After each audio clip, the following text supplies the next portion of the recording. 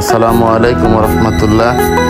আমি রনি আপনাদের সামনে নতুন একটি ব্লগ নিয়ে হাজির হলাম। 3 দিনের একটি জামাত আমাদের বাইতুল মামুর জামে মসজিদ থেকে আবদুল্লাহপুর মিনা মসজিদের উদ্দেশ্যে রওনা দিবে। আমরা সেখানে সারাদিন কি করব, কি করেছি সব আপনাদের একে একে দেখাবো। আশা করি আপনারা আমার সাথে থাকবেন। সকাল 7টায় আমরা আমাদের মসজিদ থেকে একসাথে সকলে বের হয়ে যাই। মুরব্বী, এলাকার যত মুরব্বী ছিল তাদেরকে সাথে নিয়ে আমরা রওনা দিচ্ছি মসজিদ থেকে। কিছুটা মশওয়ারা হচ্ছিল কিভাবে যাব, কোথায় যাব, কি করে যাব। বিভিন্ন পরামর্শ শেষে আমরা রওনা দিলাম। আলামিন ছিল আমার সাথে, আমার ছোট ভাই। একসাথেই ছিলাম আমরা সারাটা দিন। যাওয়ার পথে আলমদিনা রেস্টুরেন্টে কিছুক্ষণ বিরতি নিয়েছিলাম নাস্তা করার জন্য। আবু ভাই ছিল, উনি একজন ইটালি প্রবাসী। উনি অনেক হেল্পফুল একজন মানুষ, খুব মজাদার একজন মানুষ। খাওয়া দাওয়া শেষে আমরা রওনা দিচ্ছি আবদুল্লাহপুর মিনা মসজিদের উদ্দেশ্যে। রিক্সায় করে গিয়েছিলাম, এক রিক্সায় আমরা 2 জন করেছিলাম। আবু ভাই আমার সাথে সাওয়ার হিসাবে ছিল। আমি চলতি পথে তাবলিগ জামাত নিয়ে কিছু কথা আপনাদের সাথে বলবো।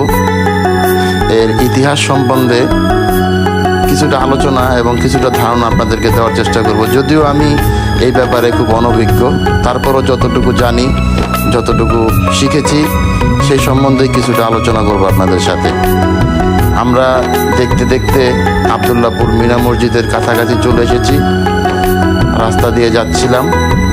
প্রাকৃতিক সৌন্দর্য মণ্ডিত খুব সুন্দর একটি এলাকা। দূরে দেখা যাচ্ছে আমাদের সেই মিনার মসজিদ। খুব কাছাকাছি চলে আসছি আমরা মসজিদের। এক সময় আমরা মসজিদে এসে পৌঁছে গেলাম। দৃষ্টিনন্দিত মিনার ছিল এখানে। খুব চমৎকার এই মিনারটা। আমরা পৌঁছে গিয়েছি সেখানে। আল্লাহর দরবারে শুকরিয়া আদায় করতেছিলাম সবাই মিলে। কিছুটা আলোচনা হচ্ছিল আমাদের মাঝে। আল্লাহর কাছে শুকরিয়া জ্ঞাপন করতেছি যে আল্লাহ তাআলা সহিভাবে আমাদের পৌঁছেছেন। এই সেই মসজিদ, যে মসজিদে আমরা 3 দিন থাকবো। আমাদের সামান টামান যা ছিল সব নিয়ে আমরা মসজিদে প্রবেশ করতেছিলাম। মসজিদটা খুবই সুন্দর। গ্রামের ভিতরে এত সুন্দর মসজিদ সচরাচর দেখা যায় না। খুব সুন্দর একটা মসজিদ ছিল। আমি হাঁটতে হাঁটতে আপনাদেরকে তাবলিগ জামাত সম্বন্ধে কিছুটা ধারণা দিব। তাবলিগ জামাত ধর্মপ্রচারকদের সমাজ, যা আরব বিশ্বে আহবার নামে পরিচিত। এটি হলো ইসলামী ধর্মভিত্তিক সংগঠন ও ধর্মপ্রচার আন্দোলন, যার মূল লক্ষ্য হচ্ছে মানুষকে আল্লাহর পথে ডাকা এবং মুসলিমদেরকে নিজ নিজ সদস্যদের সেভাবে ধর্মচর্চায় ফিরিয়ে আনতে কাজ করে, যেভাবে ইসলামের নবী হযরত মুহাম্মদ সাল্লাল্লাহু আলাইহি সাল্লাম জীবদ্দশায় তা চর্চা করা হতো। এবং তা হলো বিশেষত আনুষ্ঠানিকতা, পোশাক, ব্যক্তিগত আচরণের বিষয়গুলোতে। বিশ্বজুড়ে এই সংগঠনটির আনুমানিক 1.25 কোটি থেকে 8 কোটি অনুগামী রয়েছে, যার অধিকাংশই দক্ষিণ এশিয়ায় বাস করে। প্রায় 180 থেকে 200টি দেশে এই সংগঠনটির উপস্থিতি রয়েছে। একে 20 শতকের ইসলামের সবচেয়ে প্রভাবশালী ধর্মীয় আন্দোলনগুলোর মধ্যে অন্যতম হিসাবে গণ্য করা হয়। আমরা এলাকায় এক মুরব্বীর চায়ের দোকানের সামনে গিয়ে বসলাম। মুরব্বী আমাদেরকে দেখে খুব খুশি হয়েছে যে আমরা ওনাদের এলাকায় তাবলিগ জামাতের উদ্দেশ্যে গিয়েছিলাম। তিনি আমাদেরকে চা বানিয়ে খাওয়ালেন এবং নানান বিষয়ে ওনার সাথে আমাদের কথাবার্তা হলো। উনি বিভিন্ন বিষয় সম্বন্ধে আমাদেরকে জ্ঞান দিলেন। আমরা ওনার কাছ থেকে সেই বিষয়গুলো জানলাম, এলাকা সম্বন্ধে জানলাম, মসজিদ সম্বন্ধে জানলাম। গ্রামটা ছিল সবুজ সমারোহ। এখানে কাঁঠাল, পেঁপে গাছ, পেয়ারা গাছ, কাঁকরোল গাছ, বিভিন্ন ফলের সমারোহ ছিল এখানে। এত সৌন্দর্যমণ্ডিত গ্রাম আমি আগে কখনো দেখিনি। আমার কাছে খুব ভালো লেগেছে, বিশেষ করে এই মিনারটা। দূর থেকে এই মিনারটাকে এত সুন্দর লাগে, হয়তো আমি আপনাদেরকে ভাবে দেখাতে পারিনি, তারপরেও চেষ্টা করেছিলাম একটু দেখানোর জন্য। কথা বলতে বলতে দুপুরের সময় হয়ে যায়। যারা রান্নাবান্নার দায়িত্ব ছিল ওনারা রান্নার কাজ শুরু করে দেয়, কারণ দুপুরে আমাদের খেতে হবে। আমি যতটুকু শুনেছি এবং জেনেছি যে তাবলিগ জামাতের খাবার খুব মজা হয়। সত্যি বলতে কি, না খেলে বিশ্বাস করা যেত না যে কতটুকু মজা।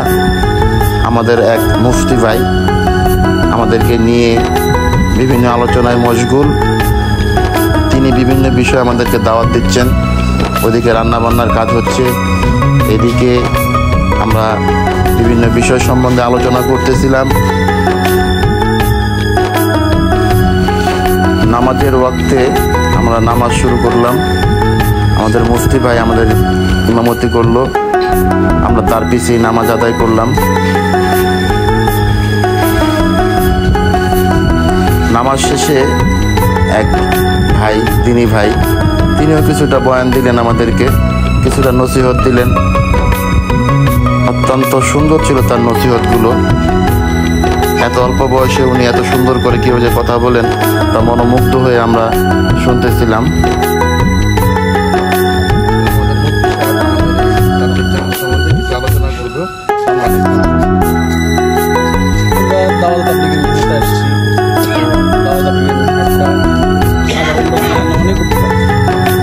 বিশেষ করে যারা জ্ঞান শিক্ষিত এদের জন্য অত্যন্ত উপকার এই কারণে যে এখানে আসলে দিন সম্পর্কে কিছু বোঝা যায়, কিছু শেখা যায়, দিনের সঠিক জ্ঞানটা এখান থেকে নেওয়া যায়।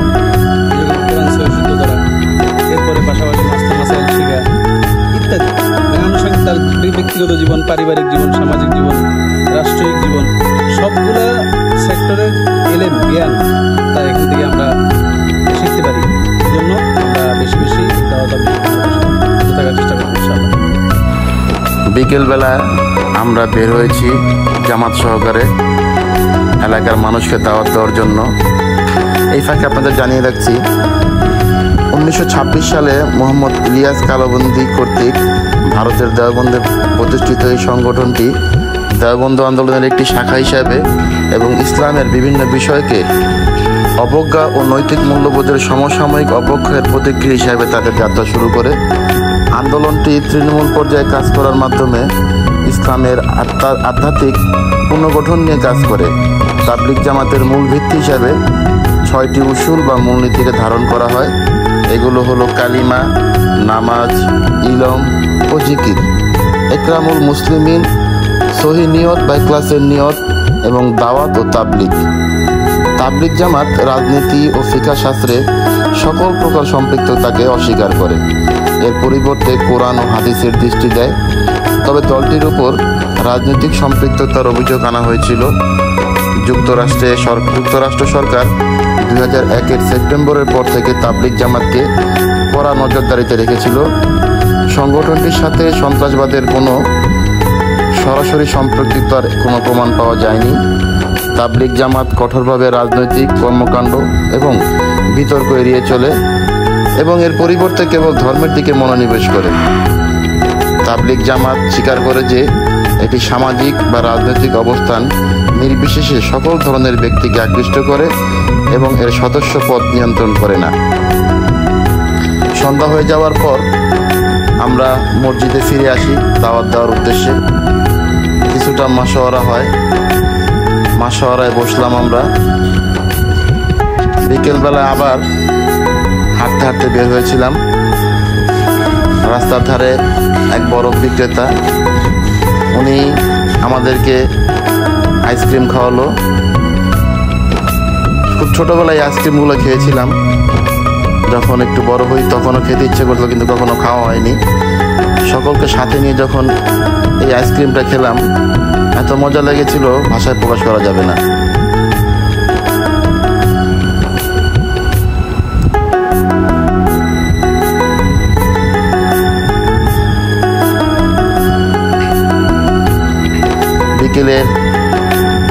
বাতাসে আমরা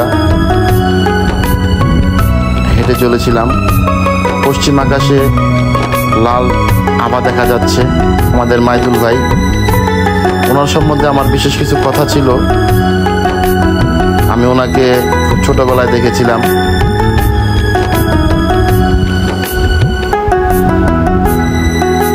তিনি খুব রাগী এবং জেদি মানুষ ছিল। আল্লাহ তাআলা ওনাকে হেদায়েত দান করেছে। ওনাকে দেখলে এখন বোঝাই যায় না যে উনি কতটা পরিবর্তন হয়েছে। ফজরের নামাজ শুরু হচ্ছে। প্রতিদিনের মতো নামাজ শেষে আমরা এলাকার দাওয়াতের উদ্দেশ্যে বের হয়েছিলাম। দাওয়াত আল্লাহ তাআলা যাতে কবুল করেন সেজন্য আমরা আল্লাহর দরবারে শুকরিয়া জ্ঞাপন করতেছিলাম। মেঘাচ্ছন্ন সকাল। হাঁটতে হাঁটতে আমরা আবদুল্লাহপুর স্থানে চলে আসি। এখানে মাঠা খাই আমরা। শুনলাম এখানকার মাঠা নাকি খুব বিখ্যাত। উনি আমাদের মাঠা খাওয়ালেন। তার পাশে ছিল একটা মাদ্রাসা। হাজার হাজার ছাত্র এখানে পড়াশোনা করে মাদ্রাসায়। এত সুন্দর মাদ্রাসা আমি আগে কখনো দেখিনি। মাদ্রাসাটা ছিল খুবই সুন্দর, চমৎকার। সকালে বাজার করে নিয়ে আসার পর দ্বিতীয় দিনের খাবারের আয়োজন চলতেছিল। আমাদের এলাকার এক মুরব্বী, উনি রান্নার দায়িত্বে ছিল ওই দিন। উনি রান্না বান্না করতেছিল আমাদেরকে। এদিকে মাইদুল ভাই, আলামিন, রাসেল, আবু ভাই ওরা বিভিন্ন কাজে ব্যস্ত হয়ে পড়ে। ওই দিন আমাদের কাজ ছিল মসজিদ পরিষ্কার পরিচ্ছন্ন করা। প্রচণ্ড রোদের ভিতর আবু ভাই কাজ করতেছিল। আমি একটু ক্লান্ত হয়ে বসে পড়লাম। মসজিদের আঙিনা পরিষ্কার করতে করতে জুমার নামাজের সময় হয়ে গেল। নতুন এক ইমাম সাহেব আমাদেরকে খুতবা শোনাচ্ছিল। নামাজ শেষে খাওয়া দাওয়ার আয়োজন। রুই মাছ খেলাম। খাওয়ার পরে ক্লান্ত হয়ে একটু শরীর এলিয়ে দিলাম। প্রতিদিনের মতো আবারও আজ দাওয়াতের উদ্দেশ্যে বের হয়েছি। হাঁটতে হাঁটতে আপনাদের কিছু কথা আরো বলে যাই। 1946 সালে বর্তমান সৌদি আরব এবং ব্রিটেনে সংগঠনটির প্রথম বিদেশি প্রচারণার সফর পাঠানো হয়। এরপর যুক্তরাষ্ট্রে এবং 1970 ও 1980 মধ্যবর্তী সময়ে ইউরোপ মহাদেশেও তাবলিগ জামাতের একটি বৃহত্তর অবস্থান প্রতিষ্ঠা করে। 1960-এর দশকে এটি ফ্রান্সে কাজ শুরু করে এবং 1970 থেকে পরবর্তী 2 দশকে এটি লক্ষণীয়ভাবে প্রসারিত হতে থাকে। ইউরোপে তাবলিগ জামাত প্রান্তিক জনগোষ্ঠীর দিকে মনোনিবেশ করে, অর্থাৎ যারা ইউরোপীয় সংস্কৃতিতে প্রবেশাধিকার হতে বঞ্চিত, প্রবাসী কর্মী, হতাশ ও আত্মহারা, কিশোর কিশোরী এবং মাদকাসক্ত। 1970 থেকে 1980-র মাঝামাঝি সময় সংগঠনটি জনপ্রিয়তা ও সংখ্যার দিক থেকে শীর্ষে পৌঁছায় এবং এরপরই এর অবস্থানের অবনতি ঘটে। কারণ ইউরোপের শিক্ষিত মুসলিম পরিবারের তরুণ যুবকেরা তাদের ধর্মকে আরও অধিক বুদ্ধিভিত্তিক কাঠামো অনুসন্ধান শুরু করে এবং সালাফে ইসলামের দিকে ঝুঁকে পড়ে। 2004-এ ফ্রান্সে ফ্রেঞ্চ কাউন্সিল অফ মুসলিম ফেইথে তা তুলে ধরা হয়।